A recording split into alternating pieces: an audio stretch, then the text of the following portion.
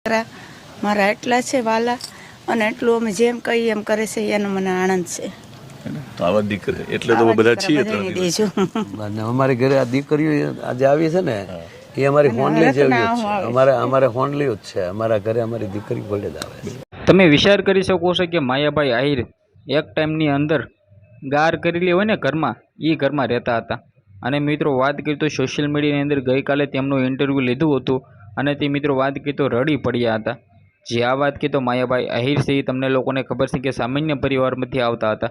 અને ભાઈ ગઈકાલે જે આ વાત કરીએ તો ઇન્ટરવ્યૂ લીધું હતું ને તેની અંદર તેમના પત્ની પણ હતા. આ બંનેનું ઇન્ટરવ્યૂ લેવામાં આવ્યું હતું. ત્યારબાદ મિત્રો વાત કરીએ તો તેનું દિલથી ભાઈ જે પણ મિત્રો વાત કરીએ તો કહેવાય છે ને કે તમે સક્સેસ થાવ ને એનું પાછળનું જે મહેનત કરી હોય ને એ તો કોઈને દેખાતી નથી. જ્યારે તમે સક્સેસ થાવ ને ત્યારે જ તમારી જે સક્સેસ દેખાય છે. જેવી જ રીતે મિત્રો વાત કરીએ તો માયાભાઈ આહિર ગુજરાતની અંદર જે સારું એવું નામ બનાવ્યું છે તેની પહેલાંની લાઈફ કેવી હતી એ તો તમને પણ નહીં ખબર હોય. તો ખાસ કરીને સૌથી પહેલાં તો સબસ્ક્રાઈબ કરી લો. આગળ તમને બધી માહિતી બતાવવા જઈ રહ્યો છું. જે આ મિત્રો વાત કરીએ તો માયાભાઈ આહિર અત્યારે ગુજરાતની અંદર એવડું મોટું નામ છે કે લોક સાહિત્ય કલાકાર ઇન્ટરનેશનલ કલાકાર કહીએ તો પણ ખોટું નથી.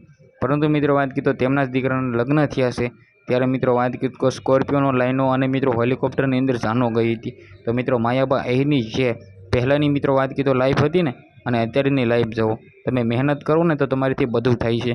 તો ખાસ કરીને એ વિડીયોને બંને એટલો શેર કરી દેજો. સબસ્ક્રાઈબ કરવાનું તો તમારે ભૂલવાનું જ નથી.